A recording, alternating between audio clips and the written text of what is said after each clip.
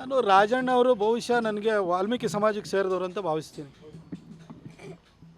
ವಾಲ್ಮೀಕಿ ಏನನ್ನು ಬರೆದ್ರು, ಎಂಥ ಒಂದು ಹಿನ್ನೆಲೆ ಇದೆ, ಅವರು ಒಬ್ಬರು ಆ ಸಮುದಾಯಕ್ಕೆ ಸೇರಿದವರಾಗಿ ರಾಮನ ಬಗ್ಗೆ ಒಂದು ಅಪಾರವಾದಂಥ ಗೌರವ ಭಾವನೆಯನ್ನು ಎದೆಗೂಡಲ್ಲಿ ಇಟ್ಕೊಂಡಿರ್ತಾರೆ ಅಂತ ಭಾವಿಸಿದ್ದೆ.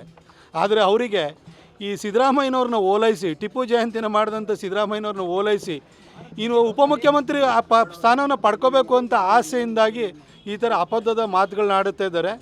ಅಂಥವರಿಗೆ ಜನನೇ ಉತ್ತರ ಕೊಡ್ತಾರೆ ಮುಂದಿನ ದಿನದಲ್ಲಿ. ನೋಡಿ, ಈ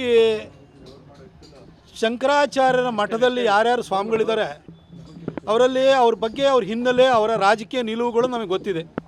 2014ರಲ್ಲಿ ವಾರಣಾಸಿನಲ್ಲಿ ಮೋದಿಯವ್ರ ವಿರುದ್ಧ ಚುನಾವಣೆ ನಿಲ್ತೀವಿ ಅಂತ ಹೋದಂಥವ್ರು ಇದ್ದಾರೆ ಅದರಲ್ಲಿ.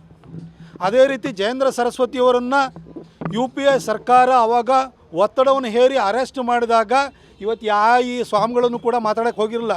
ಪೊಲೀಸ್ ಸ್ಟೇಷನಲ್ಲಿ ಅವ್ರನ್ನ ಸ್ಟೇಷನಲ್ಲಿ ಕೂರಿಸಿದಾಗ ಸ್ವಾಮಿಗಳಿಗೆ ಯಾರಿಗೂ ಕೂಡ ಧ್ವನಿನೇ ಇರಲಿಲ್ಲ. ಅವಾಗೆಲ್ಲ ಸುಮ್ಮನೆ ಕೂತ್ಕೊಂಡಿದ್ರು. ಇವತ್ತೇನೋ ಒಳ್ಳೆ ಕೆಲಸ ಮಾಡ್ತಿರ್ಬೇಕಾದ್ರೆ ಸುಮಾರು ಜನ ಕಾವಿ ಹಾಕ್ಕೊಂಡಿರೋವಂಥವ್ರು ಇದ್ದಾರೆ, ಅವ್ರು ಮಾತಾಡ್ತಾರೆ. ಅವರಿಗೆಲ್ಲ ಮಾತಿಗೆಲ್ಲ ಬೆಲೆ ಕೊಡಬೇಕು ಅಂತಿಲ್ಲ.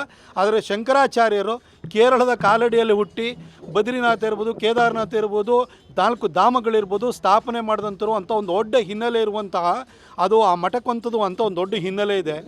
ಆ ಒಂದು ಪರಂಪರೆಗೆ ಸೇರಿದವರ ಬಾಯಲ್ಲಿ ಈ ಥರ ಅಪದ್ಧದ ಮಾತುಗಳು ಬರುತ್ತೆ ಅಂತ ನಾನೆಂತೂ ಭಾವಿಸಿರಲಿಲ್ಲ. ನಾನು ಅದಕ್ಕೆ ಜನನೂ ಕೂಡ ಹೆಚ್ಚಿನ ಒತ್ತನ್ನು ಕೊಡ್ತಾ ಇಲ್ಲ.